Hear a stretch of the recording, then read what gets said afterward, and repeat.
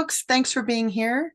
I am super excited to be talking transition with a really cool guest who I met recently. Her name is Debbie Harbec. Debbie, welcome to the show. Thank you, Trish. Thanks for having me on. I'm excited to be here. Uh, and I'm excited to talk about transition. But before we get started, could you share what you would like listeners to know about you?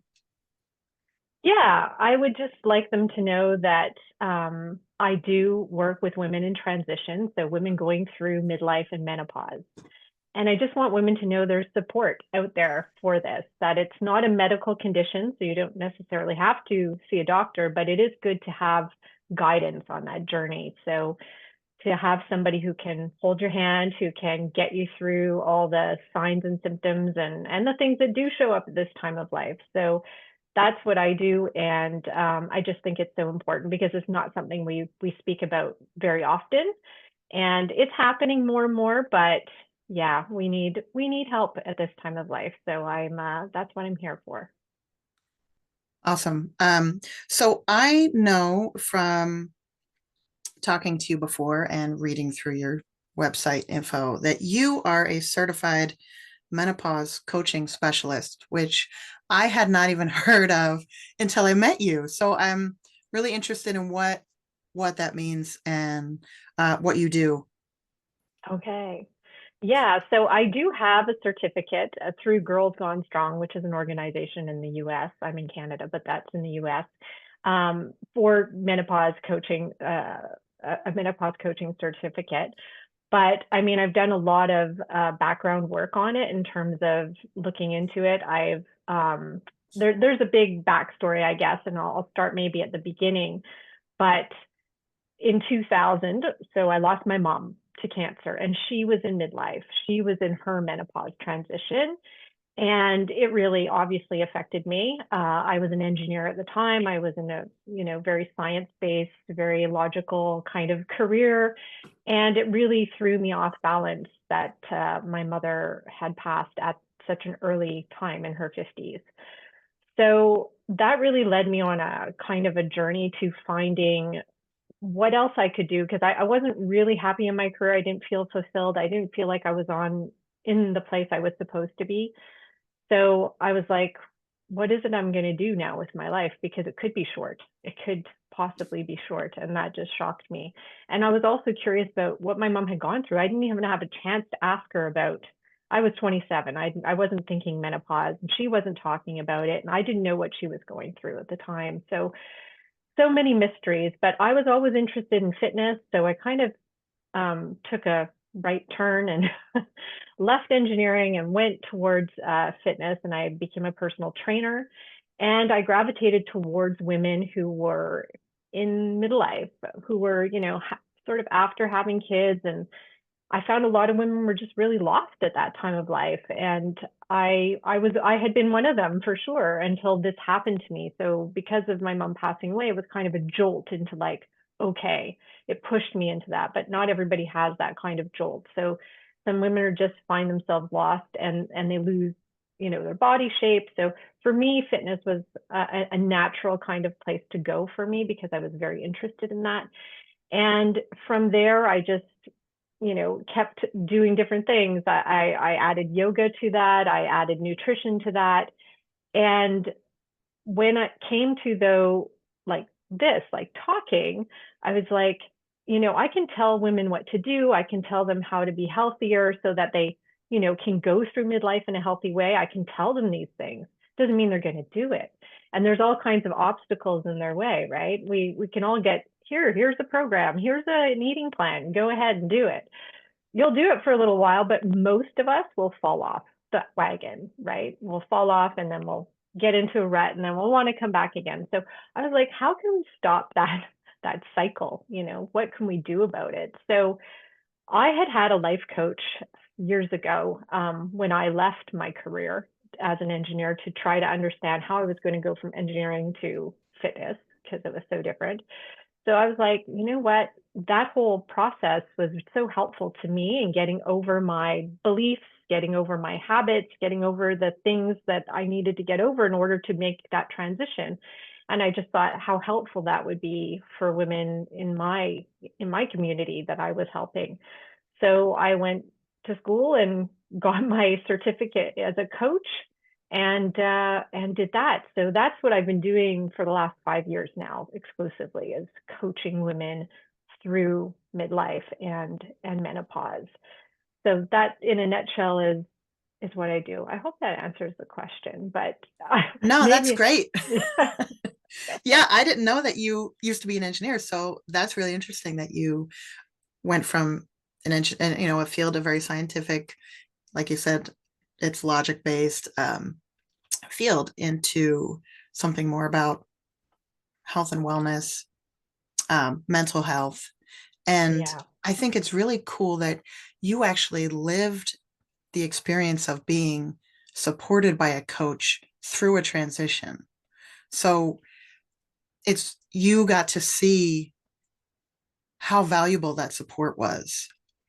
And I think that just gives you so much more um, what's the word? Experience, ability, I mean, mastery of the topic to be able to help Mhm. women through it because you're like, I did it. I did it. Yeah, And yeah, so you can see you've seen firsthand the value of being supported in this way through a transition. absolutely. Yeah, no, that was so helpful to me at the time. I was with her for 18 months. I worked with her. And because it took a lot to go from like, I need a job and I need to support. At the time, I had been divorced, I had 2 kids. So I had a lot going on in this belief of I need this job to be able to do, to be able to support my family, to like being able to say, hey, I can try something different. I can take Mm-hmm. a different path and it doesn't have to be dangerous. I'm not putting my family at risk. So yeah, it took a lot to, like I said, I worked 18 months and it really, really helped me to make that transition, to understand that I could do that. So that was super helpful. Yeah, it can be really, really scary. You're going into the unknown and Yeah. what you knew was safe and comfortable, and it's scary and it takes courage to make that step. So it definitely helps to have support in some way or another. So Yeah. something else that came up I wanted to ask you. Oh, and it's just, you also went through, divorce is a whole nother transition on another level. So, I'm sure going through that, it had its own challenges. Oh, Um, yeah. and then to then go into this career change, it was like, by the end of that, you're probably like, I'm a transition master now. Yeah, well, definitely it does help, right? It does help the more you put yourself in these situations, the more you're like gain the confidence that, hey, I can do that, right? So Yeah. yeah, going through my mother's death was the first like big thing. But to be Mm. honest, that same year my mom died, I had my first child. So that was another big transition Oh, all in the yeah. space of like 3 months. So I went through those and I'm like, wow, that was really hard, but I'm still here and I did Yeah. it and I got through it. And then, divorce came and I'm like, I can do this. Like I felt there was already a little bit of confidence in me. I'll get through this. I'll be okay. It was hard, but I'll do it. So when the career transition came up, that was totally my choice, right? This is Hmm. my choice. So it was all of a sudden like I drew on those previous experiences and the courage and the confidence I gained through that to be able to then do that with the guidance of like a coach, because a lot of people in my life did not understand why I would want to do that. So it was like I needed to seek out somebody who could help me and who could be impartial to what I was doing because it was hard to understand for most. So yeah, just so every transition just reinforces you. It just builds you up. I just think it's so important. It's hard. It's always hard, but I think that's how we get stronger. We have to go through something hard, like lifting weights will make our muscles stronger. It's hard to do, but we've got Yeah. to put ourselves in these situations sometimes. Yeah. You mentioned something that um, I think is an important point is that even when you choose a transition, it still can be just as hard, you know. You chose the career change. We don't choose to go through menopause, it just happens, but there are a lot of the Yeah. same emotional challenges that come along with it. Um, so anyway, I wanted to mention that. So how, well, I guess you kind of talked about that. Let's talk about because you said you're exclusively working with women going through menopause, or is it women over a certain age? I would say, I mean, because perimenopause can be up to 10 years before Hmm. menopause, and menopause, the average age is like 51 here in North America. So, yeah, women over 40, I would say for the most part. There's women Yeah, who are in perimenopause at 35, though. yeah, So, I mean, it could be anywhere on that spectrum. And my clients have been pretty much from 35 to 65. I have okay, clients in that area because that is the time of transition and it's different for every woman and all the symptoms are different and when it starts and when it ends is different. So yeah, yeah, it can be a huge gap, a huge amount of time. yeah. So, what are some of the common issues that you see or challenges? Because, like you said, you work with women um, over a range of ages and different stages of their peri or menopause. So, but I imagine there are a lot of similar challenges that you see with these. So, what are some of the most common ones that are coming up for your clients? Yeah, it's a really good question because yes, there's the symptoms. So we could talk like about, okay, what are the menopause symptoms that show up? Right. And like hot flashes is one we always think of, oh, everybody must have, but a lot of women don't have hot flashes. So, but that is a symptom. A lot of women come to me because they're experiencing weight gain and they Mm. can't then lose the weight. So they're like, what is going on? I'm changing my diet. I'm changing my exercise. I did this in the past. It worked. It's not working anymore. So yeah, I said, yeah, that's something that changes in midlife. We have to approach it differently. So that's a common thing that shows up. But I would say like those are the menopause things that come up are the symptoms.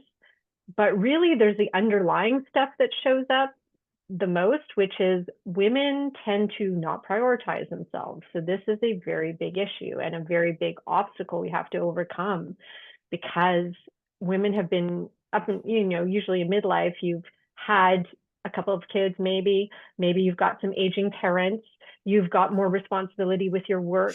There's a lot going on in your life. So it's just, there's a lot of things where you might be putting everything else before you. And it's so easy to say no to ourselves if we've got all these things on our plate. So even though we plan to go to the gym and we plan to make the meal and we plan to, go out for a walk or whatever it is, well, something else came up. I had to work overtime. My kid got sick, or I needed to go and drive my parents to the doctor. I mean, there's a million things, right? So we put ourselves on the back burner but I find once we get here to midlife, we can't do that anymore. Your symptoms will tell you, hey, you've got to start paying attention to yourself because the more you put yourself on the back burner, the more your symptoms will scream at you. And that's what I've found. So that's another big thing. The other thing that can show up when we do that, so it's not just physical symptoms that can happen. A lot of women are experiencing a lot of resentment and anger because they're not taking care of themselves. So that's another thing that shows up a lot, really common, is resentment. Like they're just angry and resentful at the people in their lives, even though it started with them, right? We teach the people how to treat us. And if we've just been giving and giving and not giving to ourselves, well, that's exactly what's going to happen to us. And then we feel resentful because of it. But this is why, like a coaching relationship or even a therapy relationship, these things can help you move through that, move past that. So I'd say those are some really common. Probably another huge one that shows up is women don't know what they want. So I think we've just been like on autopilot. We're doing all the things, just trying to survive and pay the bills and take the kids and whatever, all the things we have to do. And we forget about, well, what do I want? And all of a sudden I find women get to midlife and they're like, oh my gosh, like what do I want to do with my life now? Like things have maybe slowed down a little bit. My kids don't need me as much. And I have some time. And now I'm like, oh, I don't like my body, or I don't like, where the direction my career is going, or, I feel like there's a loss of meaning or purpose in my life. That shows up with that as well. So it's just defining, well, what is it you want? Actually taking the time to think about it, because it doesn't come to our heads immediately when somebody says, well, what do you want? What do you want from your life? A lot of women I talk to cannot answer that question. So it's working on answering that question, which is huge. And then we're like, okay, now what do we have to do to support what you want? And yeah, so there's a lot of stuff in midlife that sort of gets Yeah. buried over the years, and then we've got to like dig it back up again and say, okay, in our 20s, we knew what we wanted. In our 50s, we might have forgotten. And that might have changed enormously too in 30 years. So yeah. Oh, absolutely. Yeah. Yeah, it's interesting that you the whole idea of not knowing what you want, and like you said, being on autopilot. And as women, I think from a young age, we sort of learn that we're caretakers. It's just sort of what we're supposed to do. So we take care of everyone from the time we're young. And then if we have kids, then that's where our focus goes. Even if we don't, maybe you're taking care of a partner, you're taking care of family members or aging parents, or you're always taking care of everyone around you. And then when you get to a point where maybe your kids are older, or people don't need you as much, and then you're like you said, what is my purpose? Like, what do I do now if nobody needs me? And that's a really hard reality to face. And then to have to look inside and say, well, if I only have to take care of myself now, what do I really want? And you're right. I think most of us don't ask ourselves that question. So then when we're asked it, it's like, I've no idea, you know? Um, so it's really important to be asking that question Yeah. to your clients, to yourself. I mean, it's really important to check in once in a while and say, am I doing what I want? Like, is this what Yeah. I want? Because like you said, we get on autopilot and we forget to even consider what we want. And I think we get, after doing it for so long, it seems like what everyone around us wants is what we want. It's like we don't hmm even know the difference anymore. Um, Yeah. so yeah, I'm glad you brought that up, and just the importance of um, looking at that and facing that and getting someone to help you through it and bring that out. Yeah. Yeah, I think it's a question we can ask ourselves, but it's nice to have somebody involved in the process as well who can ask you some really good questions about that, who can Mm-hmm. drag those things out of you that have been maybe hidden inside. And it's funny because a lot of women come and I'll say, what do you want? She said, I just want to lose weight. It's a very common, because like I said, women will come to me and that's one of the things, and one of the very common things, I just want to lose weight. But there's always something much deeper. So we head along that, I'm not pushing too much into like, okay, but there's something else. No, let's start the process. And it's amazing what shows up as you go along the process. Is it's not about the weight. Mm-hmm. And really it's about taking care of what it is you really want. And then the weight becomes just like a side effect of getting what it is you really want, right? So, I mean, I had a woman, one of my first clients, and she just wanted to lose weight. So I helped her with the weight loss. But as we were going along, what she really wanted, and she was 47 at the time, well, she was a little younger because she was probably 46, because I worked with her over the space of a year or two. And she really wanted to be an RCMP officer. So here in Canada, we have the Royal Canadian Mounted Police, which is like a kind of federal police force in Mm-hmm. Canada. And 47, she wanted to do that. She had been a stay-at-home mom. And now she wants to go and do this. And it takes tremendous physical fitness to do that, because you have to pass a physical fitness test. And then you have to be gone for 6 months out to the Prairie Province of Saskatchewan to do the training for that. So all of a sudden this showed up for her and it became a huge thing, and she did it. I helped her get to that point where she was like, no, I'm doing this. And she did it, and she graduated, and that was, I don't know, almost 7, 8 years ago now, that she became an officer. So it was amazing. And she was keeping up with 20, 25-year olds. So Wow. yeah, that was an That is, amazing transition. But she would never have yeah. known that had she not just started with, I just want to lose weight. And she lost Hmm. 75 pounds in the process. But what she really wanted was, I really want to do this with my life. And it's like, wow, I never expected that. She didn't expect that. It was just like, wow, that showed up for you. That's huge. So it was Wow. Oh, incredible. what a great story. Yeah. Yeah, I would imagine a lot of women come to you and they say, I want to lose weight. And you're probably Mhm. thinking, I know there's more there, Mm. but that's your starting point. But yeah, that's fascinating. How much is underneath that? And Mm. like you said, how helpful it is to have someone else work through it with you. And um, like we always, as coaches, one of the things that we do most is reflect, right? And that's something that you can't really do for yourself. And it's really important and valuable to have someone sort of holding up a mirror to you when you're sharing all your things, to like present it back to you in a different perspective, so you can, and then you're like, oh my gosh. So um it's just one of the, when you were talking about working with someone, that's what came up for me. But Mm.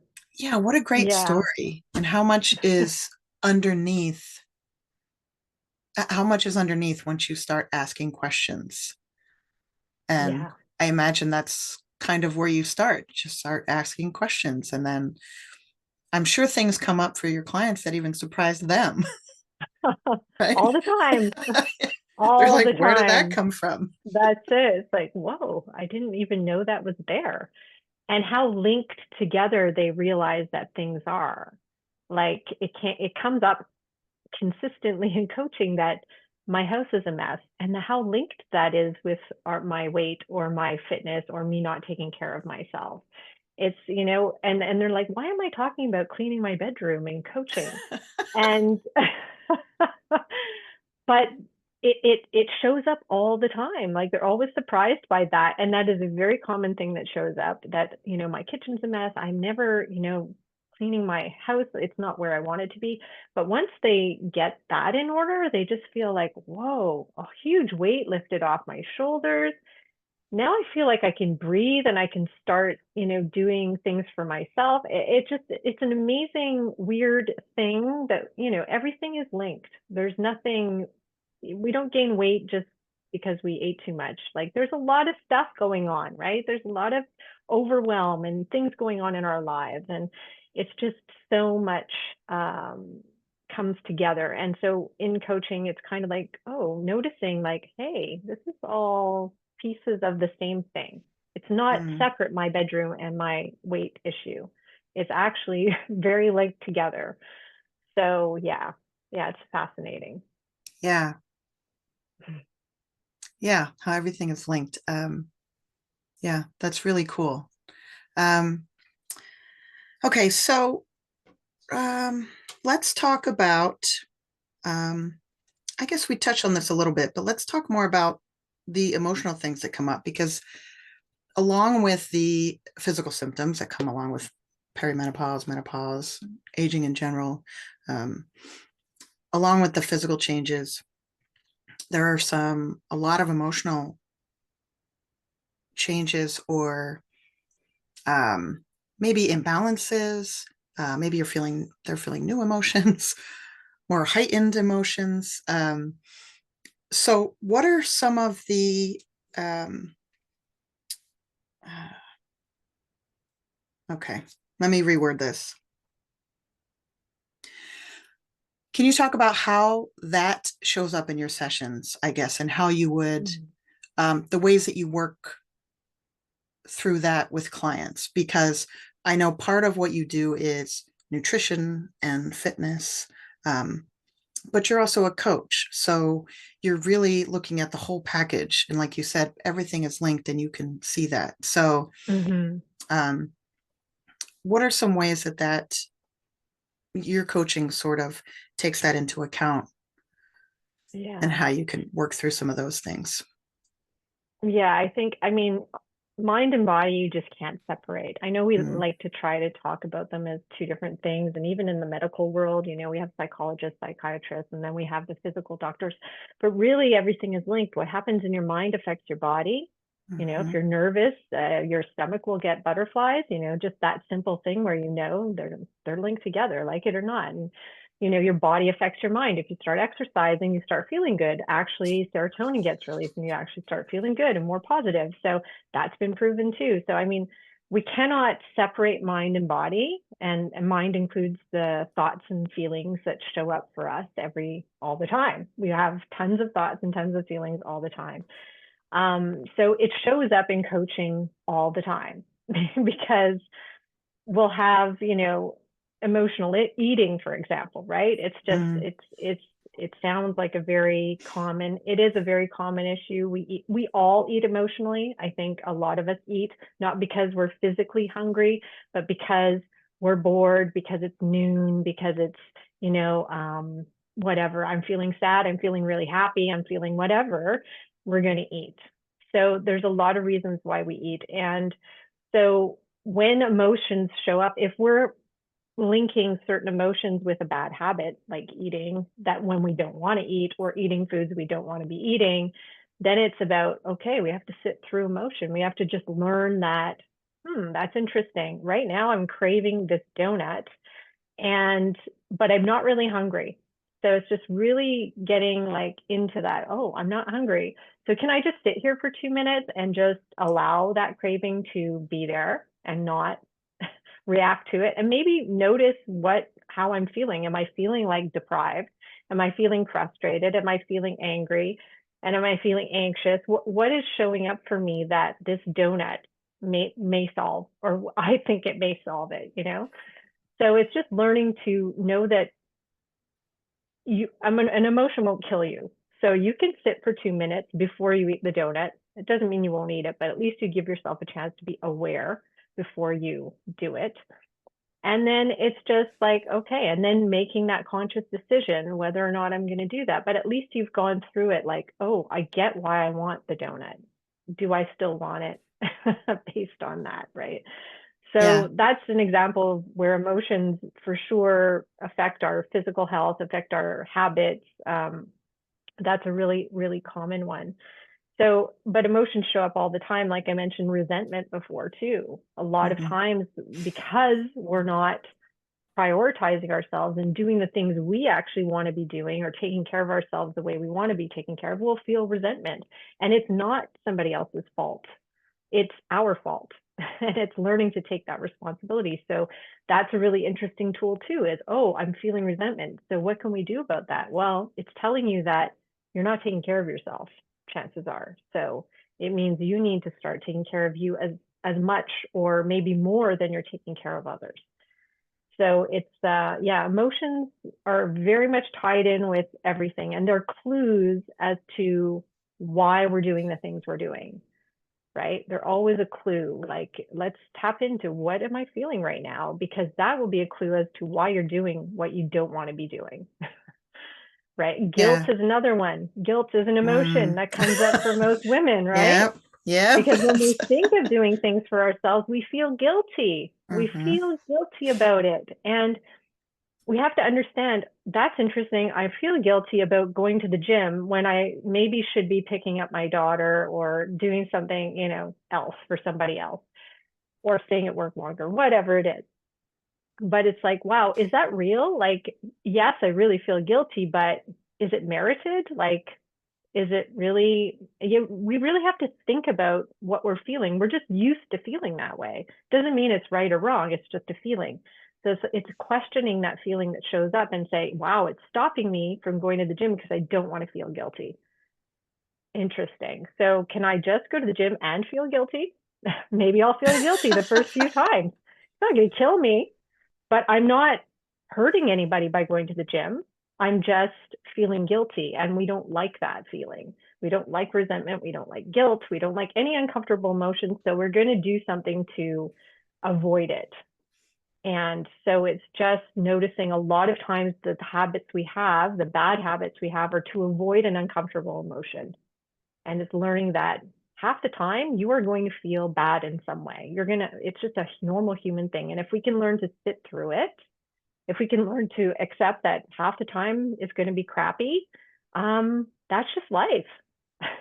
We're never going to get to a point where everything is unicorns and rainbows all the time. It's it's just not going to happen. No matter if you lose the 50 pounds and if you are so fit you're climbing Everest. I don't know. There's still going to be problems. There's still going to be issues, and you're still going to have negative emotion. So it's learning to make peace with that and saying, okay, I can be okay with a negative emotion. It will pass. So yeah. Yeah, I think that it makes me think again back to how you said how many of us are on autopilot, and like you even said with the guilt, like we feel it and we're like, okay, we don't do the thing we want to do because we feel guilty. But it's so many of our emotions, I think, especially uncomfortable ones, we get in patterns of dismissing them, and that becomes part of our autopilot. Like this comes up, nope, dismiss it and move on. And it sounds like one of the things that you help people with is self-awareness, which is so important for changing this pattern. And like you said, just helping women to understand you can just pause for a minute and Yeah. just let it be there, because so many of us have gotten into the habit of just not feeling our emotions and just pushing them away because we don't have time for this, and someone else needs us, and their emotions are more important, so we're going to handle that. So I love what you said about just really just pausing even for a minute, say, okay, what am I feeling? And that's okay. Um, Yeah. so yeah, that and the awareness is really huge, because you're not going to change anything until you have the awareness. So um, it it Yeah. sounds like that's a big part of what you do, is just helping people It's recognize everything. that. It's everything, Trish. Yeah. Awareness is exactly what coaching is.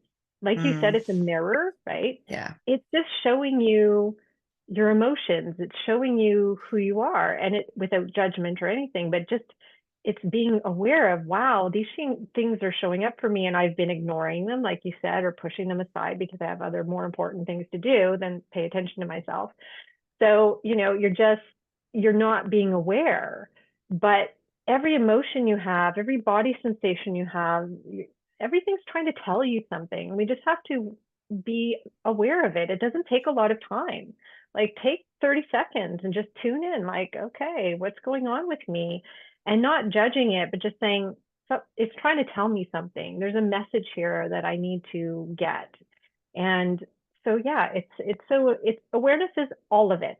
If Hmm. we can be super aware and just conscious and make conscious decisions, and every decision we made was like we thought about first, I mean, that would be the ideal world. But of course, we do need some autopilot. It just helps us function.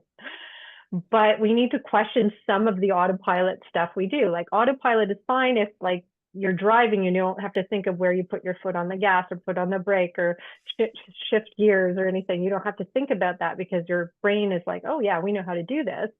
But sometimes that autopilot is not working for you. So it's like then you break down your autopilot and say, wait a second, we want to reprogram your autopilot here. So you have a new one. It'll still and eventually you'll become on autopilot, but we just want to break it down and say, wow, that's not working for you. Let's replace it with this new program. Right. So it's Yeah, yeah, it's so good. Awareness though, yeah, number one. that's it. I mean, that's the first step. The first step I mean, I always say the first step to making any intentional change is awareness, Mm-hmm. because you're not going to change something if you don't even know that's happening. So No. And yeah, that's a big part of coaching, is helping people increase their self-awareness. Yeah, Yeah. that's the start of Yeah, it. Okay, so definitely. before I forget, Who said that? Who said that? Who said that? Who said that? Who said that? Who said that? Who said that? Actually, it's very apropos to what we've been okay. talking about, because I don't know if you know Pema Chodron. She's a Mhm. Buddhist nun, Yes. right? And she talks about, it's not just a little quote, but it's like a little story that she told about what her teacher said to her when she was struggling through something, when she just became a nun, I think, and she was struggling. And then her teacher tells her, well, life is like you're standing in the ocean. You're standing there and a wave comes along and it knocks you down. And then you get sand in your nose and sand in your mouth, and then you get yourself back up, and then another wave comes and you get sand in your hair and your nose and your mouth, and you get back up. And she says, this isn't very encouraging. But then he says, but every time you get back up, every time you make the decision, awareness again, to get back up, is it you strengthen yourself, you get more courage, and you have this enormous sense of accomplishment, confidence, courage, all of it sort of shows up for you, that every time a wave comes and you get back up, you just strengthen that, and then eventually the waves will appear smaller and you won't be knocked down anymore. So I just love that, because that is life, right? That is just like, we're always going to have waves, but it's how you are able to endure them. Like you said, if the waves could be transition, the more transitions you go through, they're not going to knock you down. You can stand up, and it doesn't have to be so big. And you have the strength now to endure the waves of life. So yeah, I love that. It says so much about the human experience. Yeah, that's such a cool analogy, is the waves. I love that. And Mm-hmm.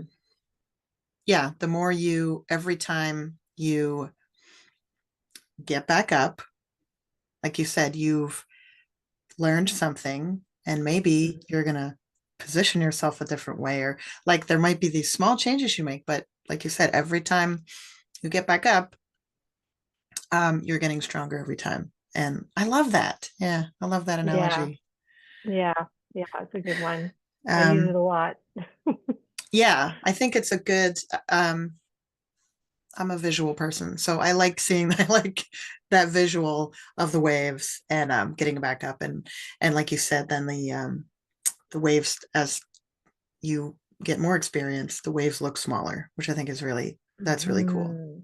Hmm. Yeah, Um, yeah, so definitely. um, so in women around the in the age range that your clients are, a lot of them are um, redefining themselves or starting a new chapter, or like, just like the client you mentioned that was a stay-at-home mom, and then at 47 wanted to be, what was the title? RCMP. Yeah, Yeah, police like, officer essentially. right. Yeah, Yeah, so yeah. that's like a He fights big, crime.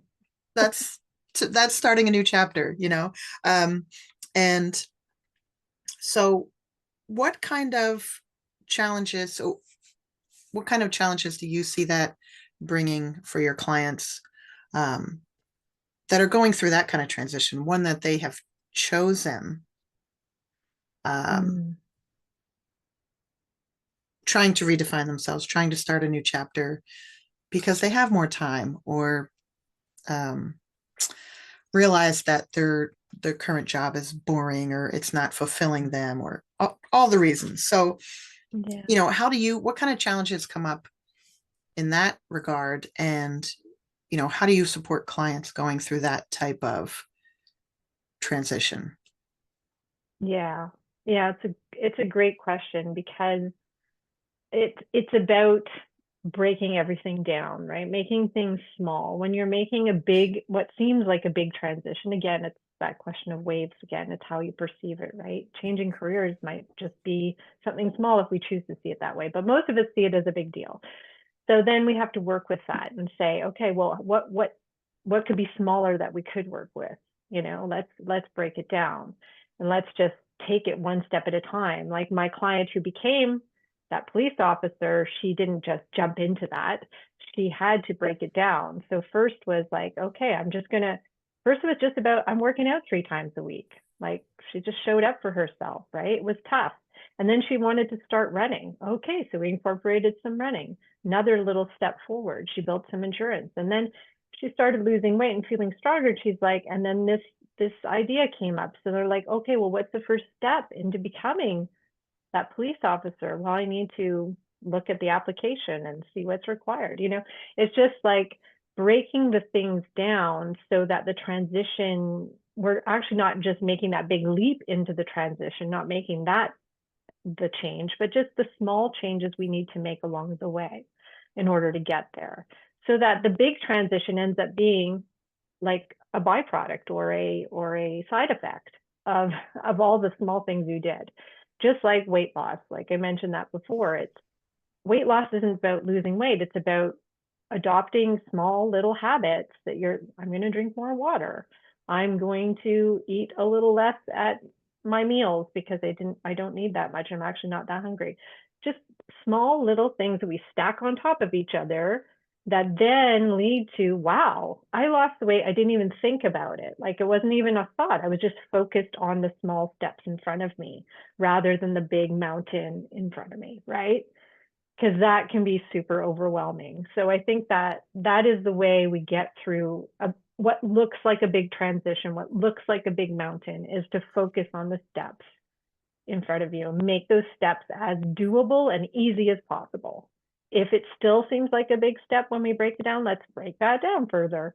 It can always get smaller and more granular. So so that the process actually becomes easy.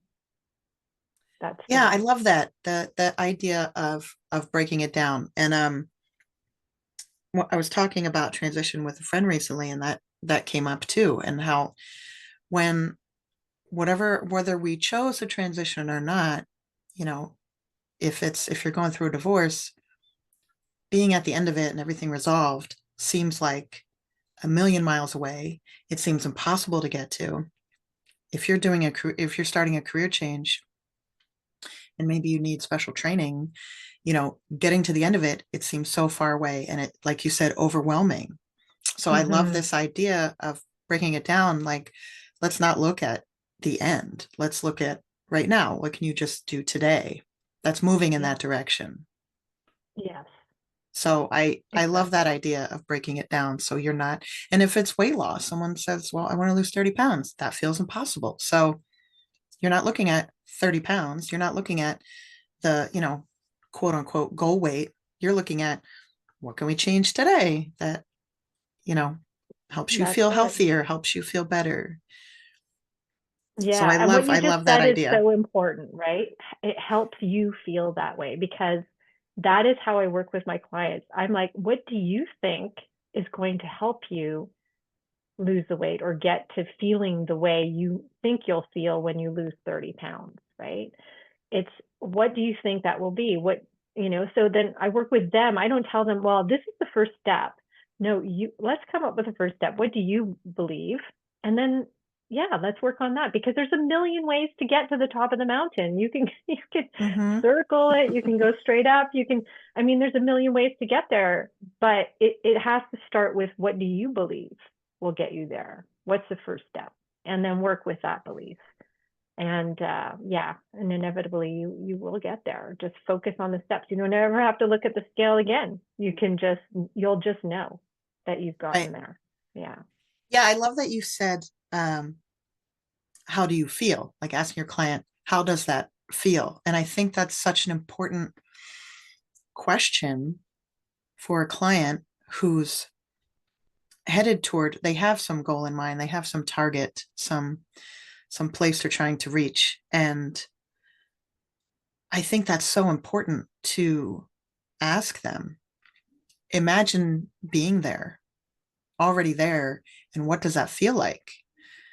And like you said, okay, what can we do to help you expand that, help you be in that feeling? So instead of looking Mm-hmm. at the goal weight, the goal job, the goal house, how does that feel? And then how can we get you to that feeling? Like, I think that's so important Yeah. that you said that. And that's such an important question, so that our focus is in the right place. Our Yes. focus is not on the stuff or the status or the number on the scale. It's on what we feel and how we feel. And um, I think focusing on that, when we help our clients focus on that, their end goal could end up changing. They can start, Mm-hmm. once they understand and once they start focusing on how they actually feel, they can end up in a completely different direction because they're following their heart, essentially. Absolutely. So I It's just, so key because yes, when a client says to me, I want to lose 30 pounds, it's because of the way they think that will make them feel, mhm. right? They want to feel the pride. They want to feel lighter. They want to feel stronger. Like, I don't know what it is, but there's something about that 30 pounds to them that represents the feeling.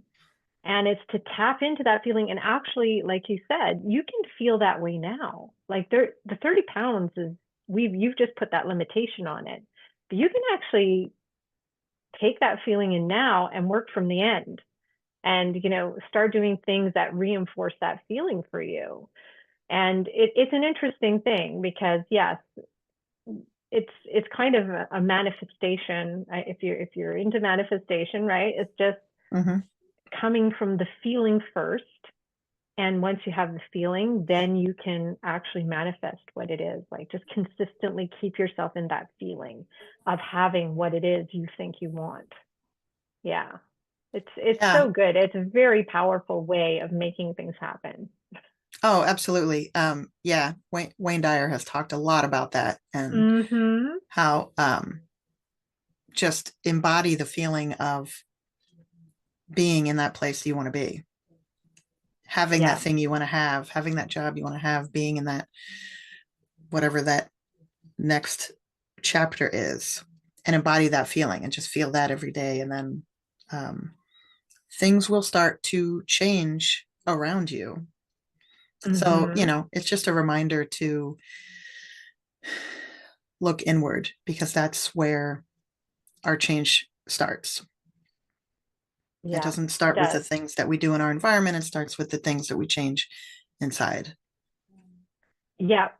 Yeah, because we can have it all today if we wanted to, if we're really focused on getting to that emotion now. It doesn't matter. It doesn't depend on any particular action or outcome.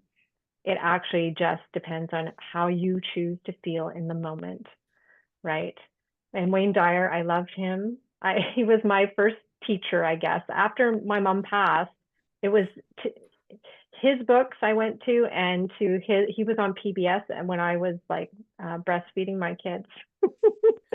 And like at 4 in the morning when there was nothing else on TV, because this is the early 2000s, Wayne Dyer was on there and I was like, oh, who is this guy? And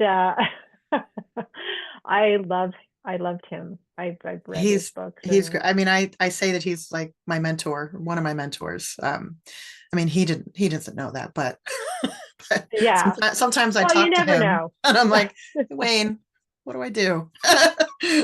But yeah, he's yes, I love his works. All right, so Mm. we talked a little bit about this, but you're even on, if you visit your website, I can see that it's you incorporate really mind, body, soul, like everything. And I think it's just such a great and needed um, avenue of support to have someone that can look at the whole package. So, because you started out as a personal trainer, you added nutrition, and then, it sounds like you sort of evolved into sort of coaching. And so just talk about how you bring this sort of mind, body, soul approach to your coaching when clients come in for fitness or nutrition? Yeah. Well, it's just all the things we just talked about, right? Because I want them to understand, well, at first, it's just honoring their goal as it is. It's like, yeah, it's a worthy goal. You know, you want to lose the weight or you want to get to this strength. But it's then having them understand that it's more than just exercise and diet, because we think it's those actions that we do. But as soon as and this is what I love about coaching is, and when I take on a client, and it's one of, even just in the intake conversation that we have, I'll say, I want you to fail. I said, you're going to be with me for 6 months and you're going to fail.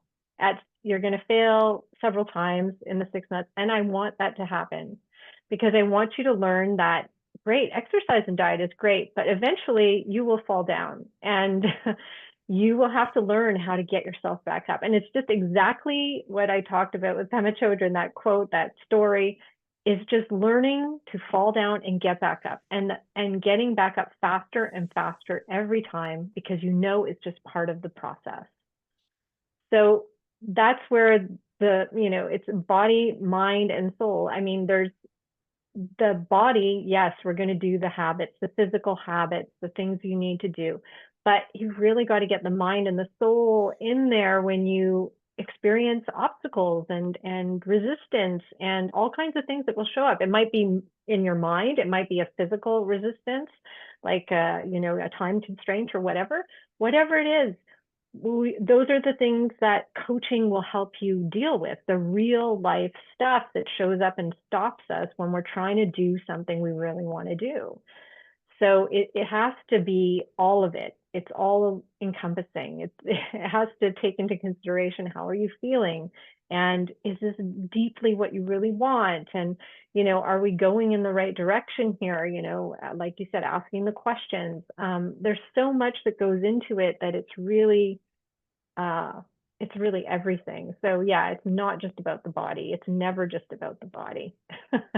Yeah, I love that. And, bringing it back to transition, you're, the whole analogy about the waves knocking you down and how you remind your clients, like, you're going to fall. I think that's such a great reminder for women that are moving through a transition, that you are going to fall, and that's part of the process. And I think it's great that you help women to sort of embrace that as part of the process and learn to accept it. So then, they're not going to feel so defeated every time they fall.